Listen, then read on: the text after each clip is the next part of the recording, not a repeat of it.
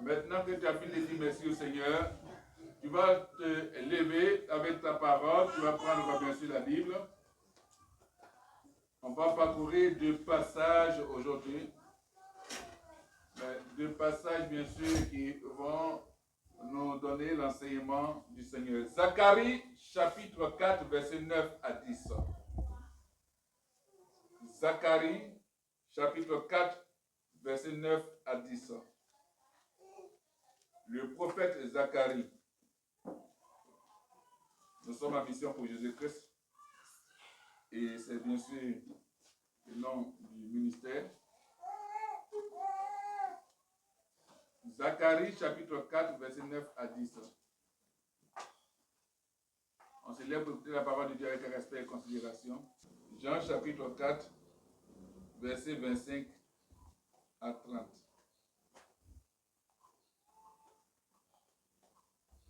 Jean chapitre 4 verset 25 à 30. Amen. Gloire à Jésus, on s'assoit. Alléluia. Donc, la parole nous est annoncée dans Zacharie chapitre 4 verset 9 à 10. Alors, c'est la parole de l'Éternel qui est adressée au prophète Zacharie. Alléluia. Et il dit, la parole de l'Éternel me fut adressée en ces mots. Les mains de Zorobabel ont fondé cette maison et ses mains l'achèveront. Et tu sauras que l'Éternel des armées m'a envoyé vers vous. Car ceux qui méprisaient le jour des faibles commencements se réjouiront en voyant le niveau dans la maison, dans la main de Zorobabel. Ces 7 sont les yeux de l'Éternel qui parcourent toute la terre. Alléluia.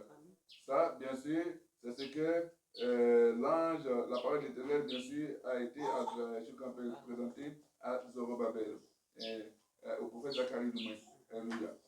Et dans le livre de Jean, chapitre 4, verset 25, verset 30, la Bible dit que la femme lui dit, je sais que le Messie doit venir, celui qu'on appelle Christ. Quand il sera venu, il nous annoncera toutes choses. Jésus lui dit, je le suis, moi qui te parle. Et verset 27, là-dessus arrivèrent ses disciples qui furent étonnés de ce qu'il parlait avec une femme. Toutefois, aucun ne dit, que demandes-tu ou de quoi parles-tu avec elle? Verset 28, alors la femme ayant laissé sa cruche, s'en alla dans la ville et dit aux gens, venez voir un homme qui m'a dit tout ce que j'ai fait. Alléluia. Et ne serait-ce point le Christ? Il sortit de la ville et il vint vers lui. Gloire à Jésus. Amen. Alléluia. Amen. Voici les 2 passages, bien sûr, qui vont guider notre moment. Ce culte, bien sûr, de célébration du Seigneur Jésus-Christ. Alléluia. Amen. Et c'est un moment important.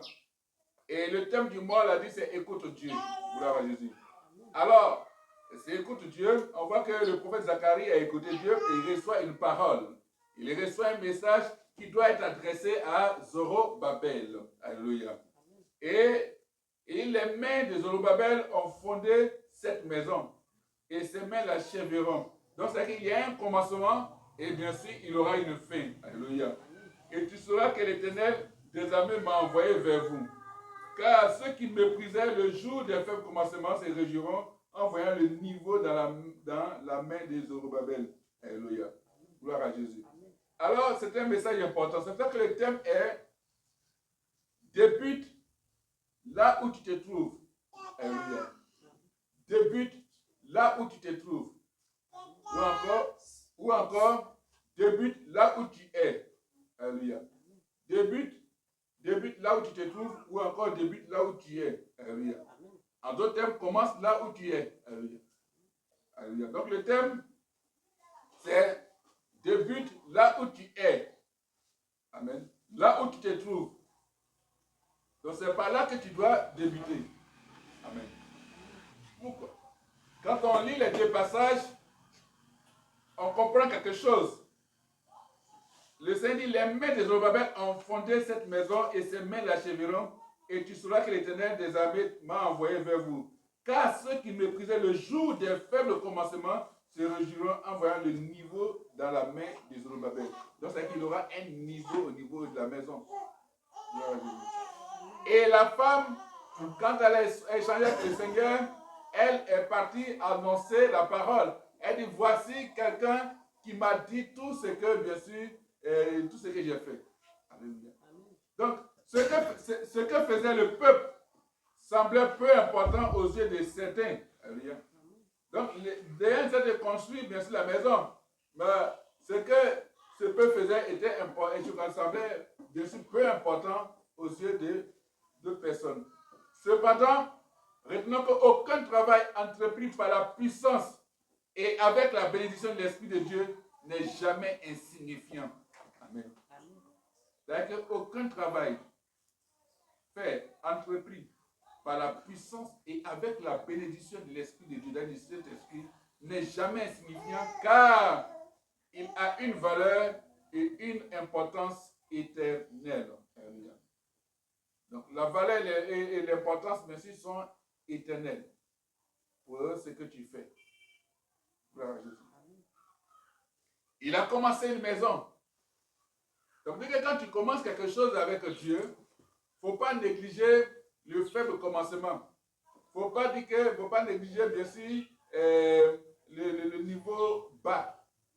Parce que c'est par là que tu peux terminer. Mais Zorobabel était où? Il était là où il était et puis Dieu lui a dit de commencer à faire la maison. Amen. Donc, tu peux être quelque part là où Dieu t'envoie pour commencer une activité, commence là. Gloire à Jésus. Ne néglige pas les faibles commencements. Regarde cela, mais il ne faut pas mépriser. Les gens vont mépriser. Mais toi, bien sûr, Dieu sait le niveau, je rappelle, il sait quel niveau que tu dois atteindre à toi, bien sûr, de 10 mètres avec fond. Avec, bien sûr, qualité. Il faut 10 mètres à fond. Certaines personnes choisissent de rester passives et de ne pas s'investir pleinement dans leur carrière ou même dans les affaires du royaume de Dieu. Simplement parce qu'elles refusent de commencer petit. Des hommes sont là, au lieu de commencer à mener les carrières, les activités, pleinement, elles ne veulent pas. Elles sont là, elles attendent. Elles sont passives. Elles ne sont pas engagées. Amen.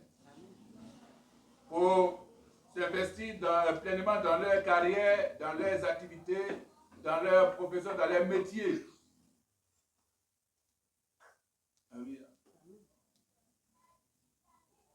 Ou même, bien sûr, dans les affaires du royaume de Dieu. C'est comme, bien sûr, des personnes qui prennent des engagements. Donc, on peut dire, moi, je soutiens l'église chaque fin de mois, bien sûr, à hauteur de temps. Et puis, après, maintenant, ça prend à tanguer, là, on ne sent plus ces personnes-là. Or, ce sont, bien sûr, les affaires du royaume de Dieu. Ou bien même, dire, c'est moi, je m'occupe, bien sûr, de la maison de l'homme de Dieu. Et puis, maintenant, quand elle attend, non, attends. Ou bien encore, bien sûr, je vais aller à l'évangélisation. Maintenant, quand il a commencé, non, je ne suis pas encore prêt. Ainsi de suite. Il y a plein de choses. Donc, il faut commencer petit. Il faut s'investir. Parce que si tu refuses, tu choisis de rester passif et de ne pas t'investir pleinement dans ta carrière ou même dans les affaires du royaume de Dieu, alors c'est que tu refuses de commencer petit. Dis, ah non, moi je veux être que ce soit grand en même temps. Zorobabel, il a commencé, la Bible dit, et que cette maison, et je rappelle, les mains de Zorobabel ont fondé cette maison et ses mains l'achèveront. C'est-à-dire que c'est pas pour dire que dès qu'il a commencé, dès qu'il va achever. Mais il a commencé et il va achever, donc il y aura un temps d'achèvement. Et donc, quand on regarde, on dit, mais il a fait quoi juste même? Il a fait quelle église même? Donc on méprise, bien sûr, les gens méprisent le jour, bien sûr, des faibles commencements. Ce n'est pas les jours, c'est pas, bien sûr, le jour du faible. La Bible dit bien des faibles commencements. Donc, c'est qu'il y aura plusieurs faibles commencements. Gloire à Jésus. Tu vas commencer faiblement plusieurs fois. Mais jusqu'à ce que le Seigneur maintenant t'élève. Jusqu'à ce que les faibles commencements deviennent bien sûr des bons achèvements. Alléluia. Gloire à Jésus. Et les gens vont se réjouir en voyant ce niveau-là. Donc si tu as commencé une activité, tu commences bien sûr un travail, qui est dans ta carrière professionnelle ou bien quelle que soit la carrière que tu, bien sûr, dans la carrière dans laquelle tu te trouves, la bonne carrière, voilà. Il n'est pas dit, il faut commencer à voler petitement et puis tu vas jouer un peu, ça va grandir. Non, c'est pas ça. Si tu as commencé petitement, avant que ça commence à arriver au milieu, on t'a déjà attrapé. Voilà. Mais, commence ta carrière. La carrière professionnelle, ta carrière, tes activités, vous parlez comme ça parce qu'elle dit carrière, il met tout dedans en même temps. Alléluia. Voilà. Donc, dans tes affaires, investis-toi. Gloire à Jésus. Même si c'est petit. Ne fais pas comme certaines personnes. Ces hommes-là, choisissent de rester passifs. Et elles refusent de ne pas s'investir pleinement dans leurs activités. Ou même dans les affaires du roi de Dieu. Mais rien qui refuse de s'investir dans ses propres activités, quand c'est pour Dieu, la personne va s'investir pleinement. Non. Ce serait un contraste. Parce qu'elle refuse de commencer petit. Fais ton commerce, commence merci avec peut-être des petites marchandises. Ah non, comment? Celle-là, mais celui-là, tu vois, je l'ai rempli, mais je l'ai rempli. Moi aussi, il faut que moi remplisse. Ah non. Et la personne a eu un début, un commencement. La personne a eu des faibles commencements. Et toi, tu refuses d'avoir des faibles commencements. Tu fais tes activités, quelqu'un, tu vois le gars, il a en train de faire ses activités, aujourd'hui ça prend. Il veut que non, ça soit comme pour tel. Alors que peut-être quand la personne commençait ses activités, ceux qui ont fui à son âge sont beaucoup. Il fait les travaux, et puis bon, on dit on va payer. Quand on va payer, il appelle ici, on le met ici. Il appelle là, on le tourne ici. Quand c'était dur, mais par la puissance, la grâce de Dieu, la personne, bien sûr, au lit, s'en sort. Alléluia. Et ces personnes qui refusent, qui restent passives, alors elles remettent sans cesse à plus tard ce qu'elles devraient accomplir, estimant ne pas être suffisamment préparées. Et quand on doit commencer à dire, elles ne sont pas encore préparées pour faire ça. Non, je ne suis pas encore préparé pour l'œuvre de Dieu. Je ne suis pas encore préparé pour telle activité. Je ne suis pas encore prêt pour telle chose. Je ne suis pas encore prêt pour tel travail. Ou bien c'est vraiment, il a dit, j'ai pris tel engagement dans la maison de Dieu, mais je ne suis pas encore préparé, je ne suis pas encore prêt. Amen. Si Dieu vous a confié une mission, n'attendez pas de vous sentir parfaitement qualifié pour commencer. Si Dieu t'a confié une mission, il ne faut pas attendre de te sentir parfaitement qualifié pour commencer. Amen. Il connaissait déjà vos capacités et vos imperfections avant de vous choisir. Dieu nous connaissait déjà, il te connaissait. Il connaît bien sûr tes qualités et tes défauts, pour parler comme ça, tes imperfections. Et il t'a choisi. Gloire à Jésus. Pour telle activité, pour tel travail, le Seigneur connaissait, il sait bien sûr ce qu'on appelle tes qualités, tes capacités et tes imperfections. Mais il dit, vas-y, fais. Gloire à Jésus.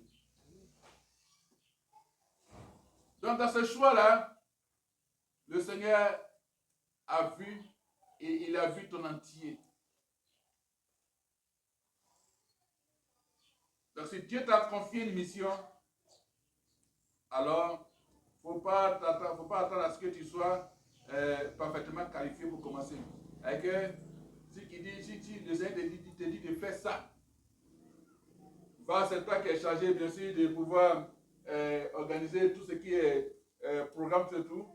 Si Dieu t'a choisi, alors vas-y, fais. Il sait que tu as des capacités pour cette activité, qu'il y a des imperfections, mais il t'a choisi. Amen. Pour tel travail, il connaît tes capacités, tes imperfections, mais il t'a choisi. Amen. 7.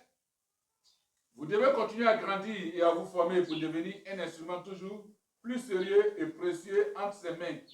Amen. Quand tu vas commencer, tu vas continuer à grandir. Alléluia. Et tu vas te former pour devenir un instrument toujours plus sérieux et précieux entre lui et ses mains.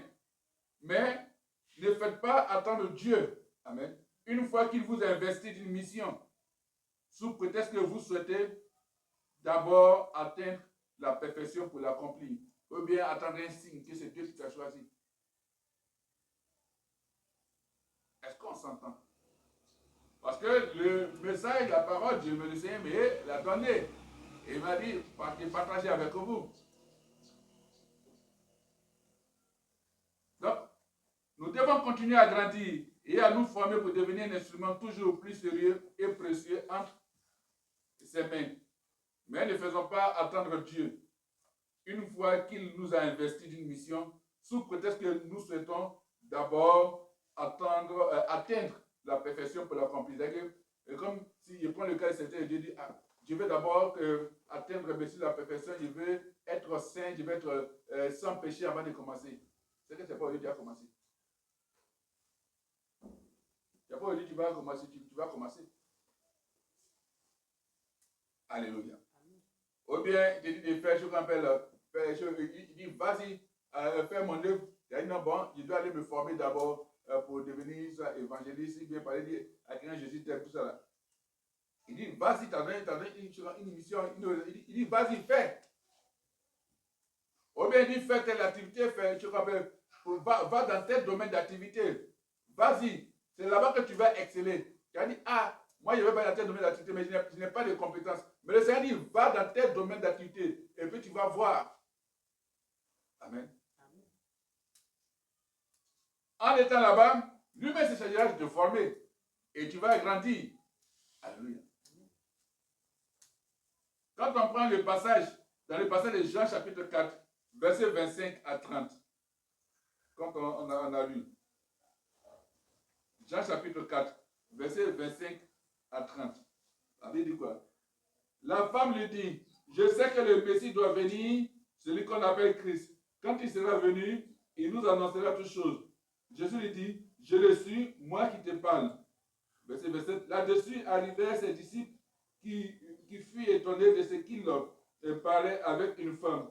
Toutefois, aucun ne dit, que demandes-tu ou de quoi parles-tu avec elle? Verset 28, alors la femme ayant laissé sa cruche s'en alla dans la ville et dit aux gens, venez voir un homme qui m'a dit tout ce que j'ai fait. Ne serait-ce point le Christ? Il sortit de la ville et il vint vers lui. Alléluia. Alors, quand cette dame, elle reçoit ce message, quand elle échange avec le Seigneur, quand cette dame parle avec le Seigneur, est-ce qu'elle dit elle a attendu des jours? Est-ce qu'elle a attendu des années? Non, elle s'est investie pleinement. Elle a couru pour aller annoncer, pour dire, venez voir, j'ai rencontré quelqu'un, il a rencontré le Messie. Il m'a dit tout. Il a dit tout de moi. Amen. Donc c'est important. Elle a été touchée par la parole et elle s'y investit. Elle n'a pas dit, attends d'abord, je vais aller retrouver Pierre, Paul, Jean, Jacques, Barthélemy, etc. Pour leur dire, mais bon, quand vous marchez avec le Seigneur, comment est-ce que ça se fait? Comment est-ce que ça se passe pour que moi aussi je parte annoncer? Non, elle a vécu cela, elle a dit, tiens, elle est partie. Amen. Elle n'a pas attendu. Donc dans le passage Jean 4, verset 40, mais dès le verset, elle n'a pas dit verset 1 au verset 30, quand ça commence, bien sûr, parce que le Seigneur a rencontré d'abord la dame. Amen. Il a échangé, puis Dieu lui a dit les choses. Donc, mais dès le verset 1 au verset 30, après avoir parlé, bien sûr, avec Jésus, la Samaritaine, est retournée vers les siens pour leur parler de lui. Alléluia. Donc, elle est partie. Quand les disciples sont arrivés, ils ont vu. Donc, elle est partie. Amen. Elle a commencé, elle a débuté son ministère là où elle se trouvait. Elle a commencé là où elle était. C'est ça le thème, c'est débute là où tu te trouves. Si tu as une investigation, peut-être pour un travail quelconque, que le Seigneur t'a envoyé là, commence là où tu te trouves. Débute là. Alléluia.